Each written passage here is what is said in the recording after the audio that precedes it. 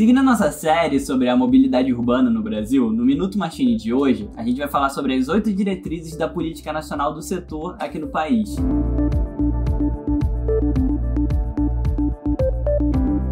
Nos vídeos anteriores, a gente falou sobre o que é mobilidade urbana, apresentou alguns conceitos e definições. Além disso, nesse vídeo aqui, a gente contou quais são os 9 princípios da mobilidade urbana no Brasil. Hoje, a gente segue falando sobre a Lei 2.587, que institui a nossa política nacional. Dessa vez, a gente vai falar das diretrizes que orientam a matéria. Mas antes, vale a pena explicar uma coisinha. Você sabe o que é uma diretriz?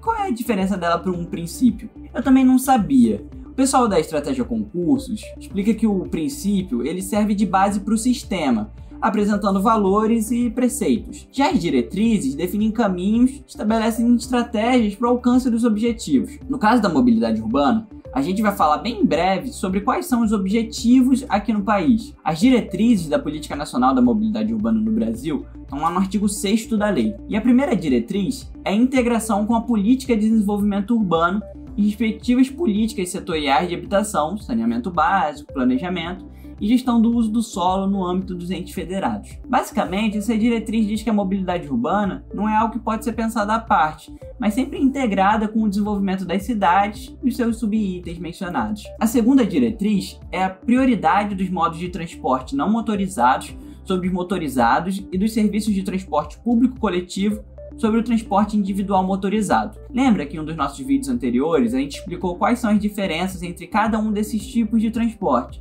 e deu alguns exemplos de cada um deles. Para resumir, os modos de transporte não motorizados são aquelas modalidades que se utilizam do esforço humano ou tração animal, enquanto os motorizados são as modalidades que utilizam de veículos automotores. A segunda diretriz é a integração entre os modos e os serviços de transporte urbano. Em seguida, a gente tem a mitigação dos custos ambientais, sociais e econômicos dos deslocamentos de pessoas e cargas na cidade.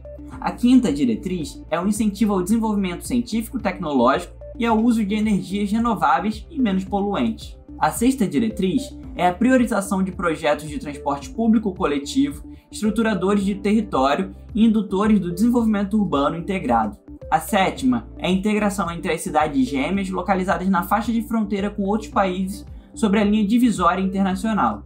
E por fim, a oitava e a última diretriz é a garantia de sustentabilidade econômica das redes de transporte público coletivo de passageiros, de modo a preservar a continuidade, a universalidade e a modicidade tarifária do serviço. Então perceba que as diretrizes elas apontam caminhos objetivos de como a mobilidade urbana deve ser construída no Brasil. Bem pessoal, espero que tenha ficado claro esse assunto para vocês. Se você estiver assistindo esse conteúdo dentro do Conecta, aqui embaixo você vai ver uma caixinha com uma nota de 0 a 10. Então peço que você dê uma nota para o nosso conteúdo, coloque lá um comentário como a gente pode melhorar, o que faltou falar nesse vídeo.